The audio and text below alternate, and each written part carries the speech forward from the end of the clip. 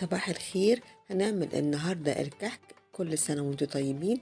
بما ان الأعياد على الأبواب، هنعمل مع بعض الكحك. والكحك فيه تفاصيل كتير قوي لازم ناخد بالنا منها.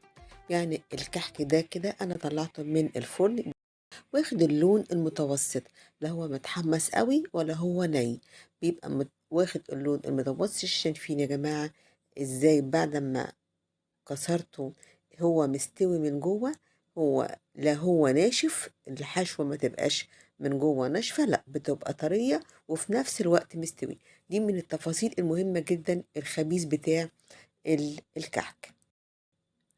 شايفين النعومة بتاعته عاملة ازاي؟ ولما بكسره الحشوة بتبقى طرية وسهلة ان انا اكسرها، وفي نفس الوقت هو في البق مستوي وطعمه رائع. بيهدى شوية ونبتدي نرشه بالسكر البودرة، ونشيله في المكان أو في الوعاء اللي هنشيله فيه. ويبقى جاهز للتقديم معانا. يبقى معانا أحلى كحك وأحلى من الجاهز كمان بكتير جدا. جربوا المقادير دي والطريقة دي وهيطلع معاكم ناجح 100%. المقادير: كيلو ونص دقيق وهنشيل منهم كوباية ونحط مكانها كوباية نشا. والسمنة كيلو إلا ربع سمنة، أو 4 كوبايات إلا ربع سمنة بالكوب المعياري. واتنين معلقة كبيرة سكر، وكيس خميرة فورية، وربع معلقة صغيرة ملح، و4 معالق كبار سمسم، وكوباية مية للعجن. الحشوة معايا نص كيلو ملبن، ومعلقتين كبار سكر، ومعلقتين كبار سمسم متحمصين، ومعلقتين كبار سمنة بلدي. بنعجن كله مع بعضه لحد ما تبقى بالشكل الجميل ده.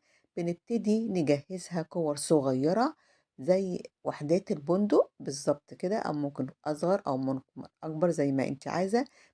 باجيب الدقيق وأحط كل المواد الجافة، الملح والسكر والسمسم المتحمص، وأقلب كله مع بعضه. ولكن بسيب الخميرة معايا على جنب. وحطيت كوباية النشا اللي هي بدل كوباية دقيق، شلت من المقدار. باعمل إيه بقى، باعمل حفرة وباسخّن السمنة، مش بتوصل لدرجة الغليان ولكن بتكون سخنة. وأبتدي أبِث بقى الدقيق في السمنة في الدقيق. مرحلة البَث دي كلنا عارفينها، ولكن المرحلة دي بقى الأهم، اللي هي مرحلة العجن. جِبت كيس الخميرة وخدت كوباية المَيّة، خدت منها شوية ودوّبت فيها كيس الخميرة، وهابتدي أعجن. دي أهم مرحلة، لأن في ناس كتير ما بتبقاش عارفة أحط قد إيه مَيّة، أعجن قد إيه، هل هو كده اتعجن والّا لأ؟ لأن أول ما بنحط السمنة أنتِ بتحسي إن هو اتعجن، ولكن لأ، هو محتاج شوية المَيّة اللي هنعجن بيها. ممكن نعجن بمَيّة، وممكن نعجن بلبن، الاتنين بيبقى ناعم وجميل، ما بتفرقش. بابتدي أحط شوية شوية، ما باخلّصش كل الكوباية مرة واحدة، حسب ما هي هتاخد مني العجينة. طيب أعرف إمتى بقى إن هو خلاص كده اتعجن معايا واتلمت العجينة معايا؟ خدت بالكم أنا كل شوية باخد معلقة معلقة مَيّة، الكوباية جنبي وباخد معلقة معلقة. ابتديت أحس إن هي اتلمت العجينة معايا، بقت عجينة، ما بقتش حاجة كده معجونة بالسمنة، لأ كده بقت عجينة، بحيث إن أنا لمّا آخد حتة وأحطها في إيدي وآجي أشكلها تبقى سهلة التشكيل وما ما تشققش معايا. باجيب الصواني بقى وابتدي أحط الوحدات اللي أنا مجهزاها بتاعة الملبن، وأحط وأشكلها، وإما بالبصامة، يا إما بالمكبس اللي معايا، يا إما المناقيش، زي ما أنا عايزة.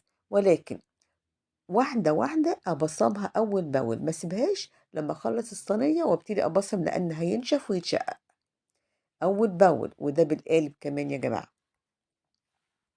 أول بأول ابتدي أطرّي بإيدي. وإحنا كنا في الساعة في الأيام دي بيبقى ناشف، فلازم أطرّي واحدة واحدة بإيدي.